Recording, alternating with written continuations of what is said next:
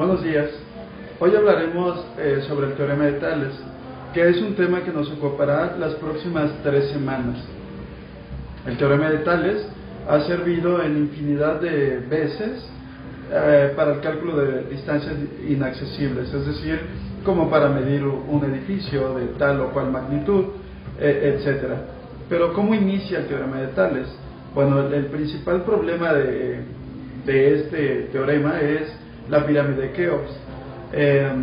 Así iniciaremos nuestras próximas 3 semanas con respecto a este teorema, a este tema que nos ocupará, empezando con la altura de la pirámide de Keops.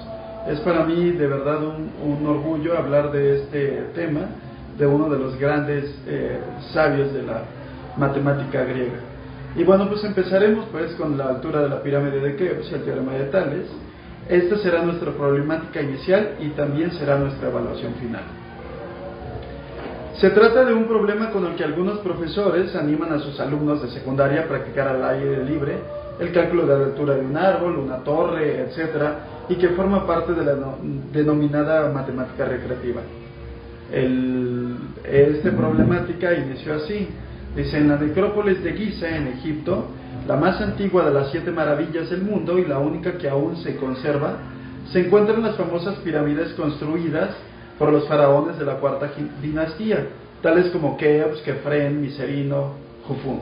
En esta gran pirámide cuenta la leyenda relatada por Plutarco que Tales de Mileto, uno de los llamados 7 sabios de Grecia, durante uno de sus viajes a Egipto, se encontró cierto día visitando la necrópolis con el joven e inquieto rey de Egipto, quien, deslumbrado por la fama y sabiduría de Tales, le preguntó si podía medir la altura de la majestuosa pirámide de Keops que se levantaba ante ellos.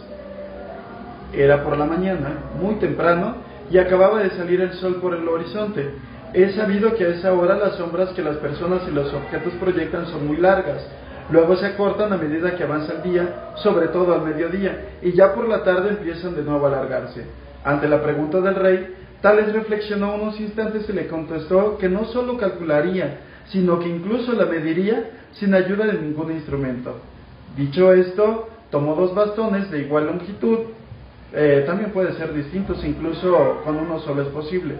Colocó uno en posición vertical y el otro en posición horizontal, y se puso a esperar.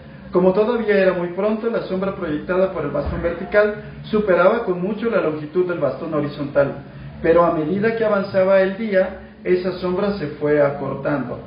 Cuando su longitud se hizo igual que la del bastón apoyado en la arena, Tales le dijo al rey: ahora ya es muy fácil conocer la altura de la pirámide.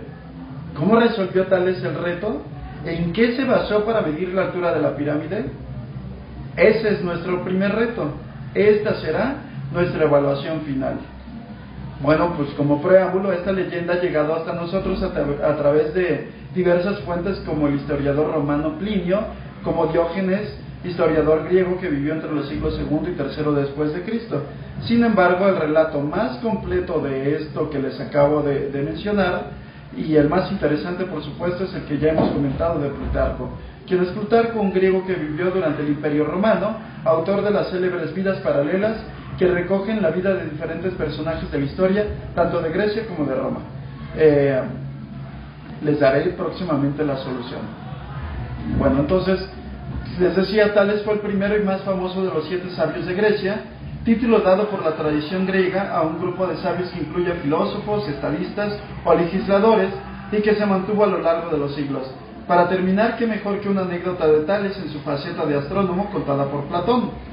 Una noche Tales estaba observando el cielo, mas de repente tropezó y se cayó. Uno de sus sirvientes se levantó presto y le dijo: ¿cómo pretendes entender lo que pasa en el cielo si no puedes ver lo que se encuentra a tus pies en la tierra? Ok, entonces, para iniciar o para todo esto del teorema de Tales, tendremos los aprendizajes esperados. ¿Cuáles son los aprendizajes esperados que pretendo que alcancemos? Bueno, uno es ejemplificar situaciones en las que se involucren ángulos y que se proponga la forma de medirlos utilizando el álgebra. 2. Identificar los conceptos de ángulos complementarios, suplementarios o conjugados los cuales son aplicables solo en sumatoria de ángulos. 3. Interpretar qué significa medir un ángulo en sistema sexagesimal, es decir, a través de los grados, minutos y segundos, realizando ejercicios de medición de ángulos de manera mental y con la calculadora científica. Y 4. Aplicar el teorema de Tales en el cálculo de longitudes de segmentos inaccesibles. ¿Cuánto durará todo esto? Bueno, nos ocupará las próximas 3 semanas, es decir, 20 sesiones de 50 minutos cada una. ¿Qué recursos utilizaremos? Utilizaremos desde luego nuestra calculadora científica, el cuaderno, computadora porque iremos a la sala de cómputo a interactuar con problemas de distancias inaccesibles, ejercicios del libro de Matemáticas 3 de la serie Conecta de nuestra editorial SM, ¿de acuerdo? ¿Qué haremos con el caso de los chicos que no aprendan o que no les haya quedado bien claro? Bueno, reforzaremos a través de un portafolio de evidencias con fotocopias de otros libros de trigonometrías. Entre ellos me parece el más importante, además del nuestro, el de Geometría y Trigonometría de Aurelio Baldor, así como un examen parcial en forma de crucigrama para verificar la comprensión de los temas vistos.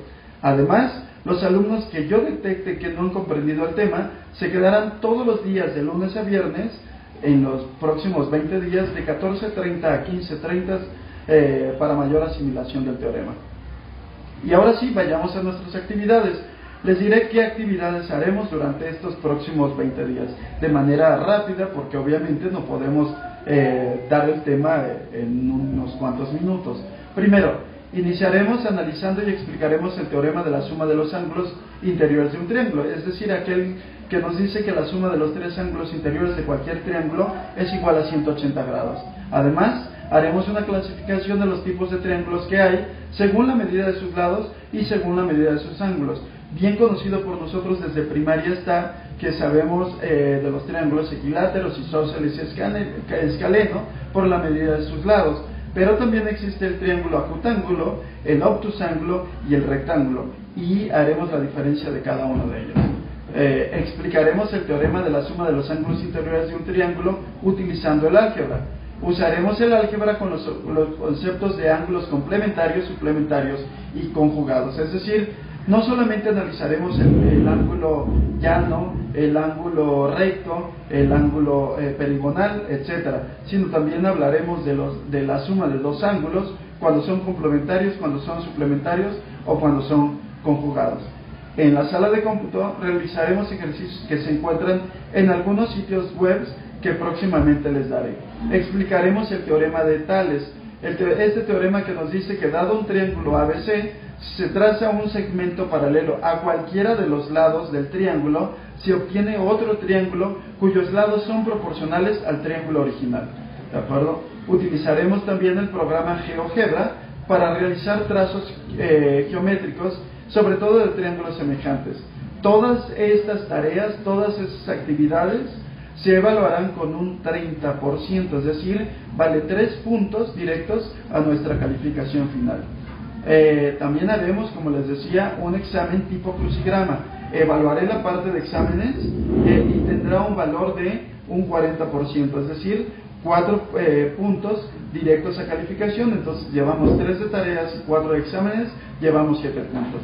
Con ese problema inicial del cual partimos, con el de Tales y el rey de Egipto, evaluaré la parte de trabajos especiales.